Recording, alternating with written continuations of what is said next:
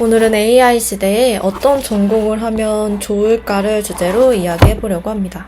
대학에서 AI에 관련된 학과가 엄청 만들어지고 있어요. 인공지능학과라던가 로봇공학이라던가 그리고 과 이름 앞에 AI를 붙이더라고요. 최근에 카이스트에서 AI 컬리지가 신설 예정이라고 하고요. 연고대에서도 인공지능학과가 개설되고 서울대 포항공대에서도 AI 심화 전공 트랙이 생겨나고 있다고 해요. 그리고 대부분의 대학들의 학과가 AI를 중심으로 재편되고 AI 전공을 제공하고 있습니다. 제가 보기에 개인적으로 대학이 살아남기 위해 과 이름을 바꾸면서 부흥운동을 하는 느낌이 들더라고요. 특히 예전에 컴공이라는 컴퓨터공학과가 정말 인기가 많았는데 이제는 AI가 개발자를 대체하면서 컴공에 대한 인기가 정말 많이 줄어들었죠.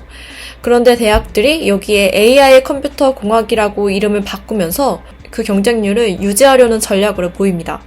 아마도 이렇게 대부분의 과들이 AI를 중심으로 교육과정이 재편될 거라고 생각을 해요. AI 시대에는 AI를 만드는 사람과 AI를 활용하는 사람 모두가 중요해질 겁니다. 일단 단순 반복적인 업무는 이제 로봇이 할 거예요. 그리고 우리의 일들이 거의 다 AI의 보조를 받을 거기 때문에 결국에는 대학의 전공들도 AI를 만들거나 AI를 활용하고 통제하는 능력을 가르치게 될 겁니다. 그리고 물론 지금도 그렇지만 앞으로는 단일 전공보다는 복수 전공이나 융합 전공이 훨씬 더 유리해질 거예요. 일단 앞으로 주목받을 전공들을 크게 4가지로 나누어 볼 수가 있어요.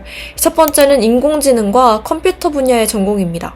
어떻게 보면 인공지능 시대의 핵심 전공 중 하나라고 할 수가 있겠죠.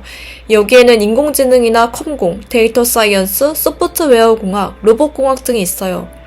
즉 AI 기술 자체를 만들어내는 인력들을 키우는 곳이에요. AI 모델 개발이나 자율주행, 빅데이터 분석 등을 활용해서 알고리즘을 설계하는 역량을 기를 수 있다고 하는 거죠. 두 번째가 바이오와 AI 융합학과인데요. 이 기존에 있는 생명공학이나 의공학과 같은 경우가 아마 인공지능과 연관되어 새롭게 변화할 것 같아요. 물론 이러한 바이오 학과들은 기존에도 인기가 많았어요.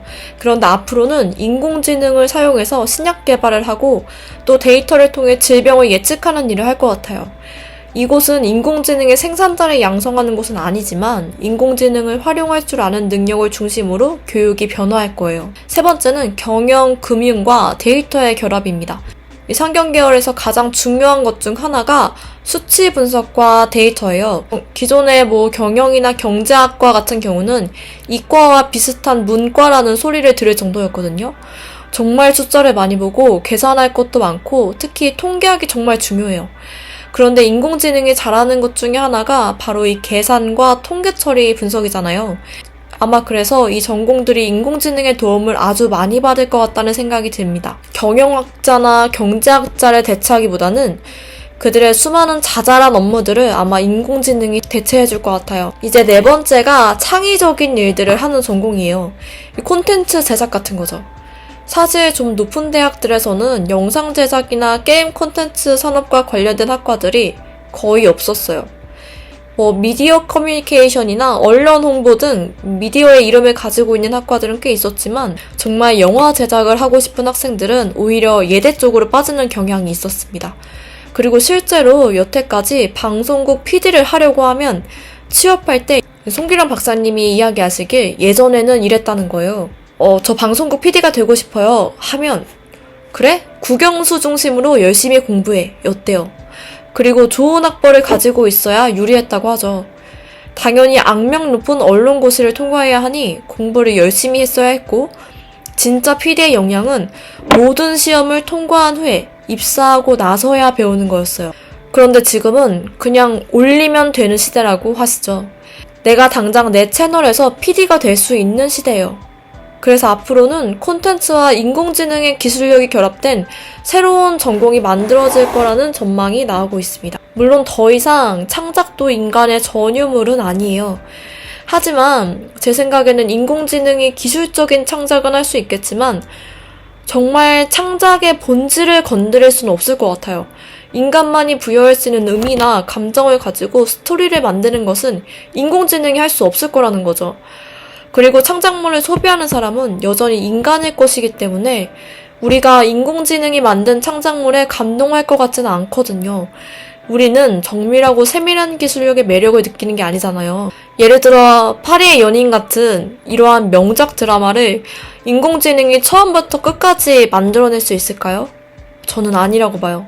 오직 인간만이 이해하는 미묘한 생각이나 상상력들을 가지고 탄생시킬 수 있는 거죠. 즉 인공지능은 패턴을 생성하지만 인간은 의미를 만드는 것이 창작의 영역에서 가장 큰 차이가 된다고 봅니다. 그렇다면 이제 저의 개인적인 의견을 좀 말해보려고 해요. 물론 인공지능의 생산자도 좋고 기술자도 좋다고 생각을 해요. 하지만 이런 관점에서 한번 생각을 해봤어요. 거의 모든 일은 AI가 대체할 거고 인간보다 잘할 거예요. 그렇다면 인간만이 가질 수 있는 가치는 뭐지? 라는 의문이 들었어요. 그리고 세상은 더 혼란스러워지고 있고 관계는 더 다양해지고 복잡해지고 있죠. 이러한 세상에서 살아남기 위해서는 나 자신을 지키는 게 굉장히 중요하고 그러기 위해서는 지혜가 필요하다고 생각을 합니다. 그렇다면 그런 지식을 함양하기 위한 곳은 어딜까 생각해 봤을 때 제 답의 종착지는 인문학이었습니다. 인공지능 시대에 인간에게 남은 과제는 이제 지혜로운 사람이 되는 거 아닐까 하는 생각이 든 거죠. 인공지능 시대가 오면서 서울대 철학과 경쟁률이 오르고 있다고 해요. 그 이유 중 하나로 기술 윤리 문제를 꼽아요. 그리고 실제로 한 교수님은 사유하는 힘을 기르는 게 미래에 경쟁력이 있다라고 판단하는 학생이 많아졌기 때문이라는 이유를 들었죠. 미래에는 인간의 사고력과 추론 능력이 핵심 경쟁력이 될 거라고 철학과의 한 학생이 말하기도 했고요. 사실 저도 이러한 이유 때문에 기술을 배우는 공대보다는 인문학 쪽 전공에 오히려 관심이 더 가더라고요. 물론 문과 전공들이 취업하기 어렵다는 점이 있기는 해서 제가 보기에는 인문학도는 복수 전공이 꽤 필수일 것 같긴 해요. 그런데 오히려 인공지능 시대에는 인간의 사고만으로 할 수 있는 능력인 말하기와 글쓰기가 핵심 역량이 될 것 같아요. 인공지능 역시 이것들을 잘할 테지만 아까 말했듯이 어디까지나 기술적으로 잘할 거예요. 특히나 앞으로는 설득과 글쓰기의 능력이 아주 중요할 거라고 생각을 합니다. 현실은 결국 설득의 게임이라고 하죠. 우리는 생업에서 매번 누군가를 설득해야 할 순간에 처할 겁니다. 투자자를 설득하고, 상사를 설득하고, 대중을 설득하고, 수많은 사람들을 설득해야 하는 상황에 놓일 거예요. 이때 인문학적 지식과 지혜가 강점이 될 수밖에 없다는 거죠. 그리고 이러한 고위 의사결정 레벨은 인공지능이 쉽게 대체할 수 없다고 합니다. AI가 잘하는 것과 못하는 것을 나누어 보면 이해가 쉬운데요. AI가 잘하는 건 계산과 반복, 패턴적인 업무예요. 반면 가치 판단이나 윤리적인 의사결정 혹은 철학적인 문제 해결은 인간보다 못하다는 거죠. 세상은 수많은 이해관계가 얽혀 있잖아요. 그렇다 보니 확실히 옳고 그름을 논할 수 있는 문제가 생각보다 그리 많지 않아요. 대부분 입장 차이에서 비롯된 거죠. 나한테는 정상이 아닌 일이 저 사람한테는 정상일 수 있어요. 각자의 기준이 다른 거거든요.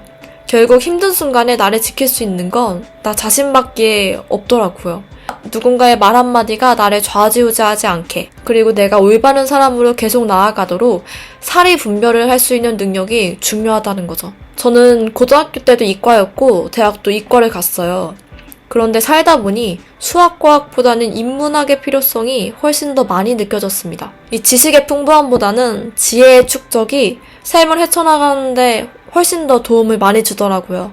젠슨왕은 인공지능 시대에 다시 대학생이 된다면 생물학을 공부하겠다고 했지만 저라면 철학이나 사회학 같은 인문학을 공부하겠어요. 철학은 실제로 그 시대 사람들이 부딪힌 문제의 답으로 탄생했다고 하잖아요. 시대가 흔들릴 때 무엇으로 살아야 하는가에 대한 답이라는 거죠. 그리고 지금도 마찬가지예요. 지금 이 시대에 우리가 겪는 불안과 혼란에 대한 답이 곧 현대 철학인 거죠. 그래서 철학은 항상 현재의 언어예요. 저는 만약 과학기술 쪽 진로나 상경계열 쪽 진로를 택하더라도 꼭 복수 전공으로 인문학을 함께 배우라고 추천하고 싶습니다. 그래서 저의 결론은 인공지능 시대에 어쩌면 오히려 인문학 쪽 전공이 이 삶의 해답을 더 찾아줄 수가 있다 라는 이야기였습니다. 오늘 영상은 여기까지 찍겠습니다.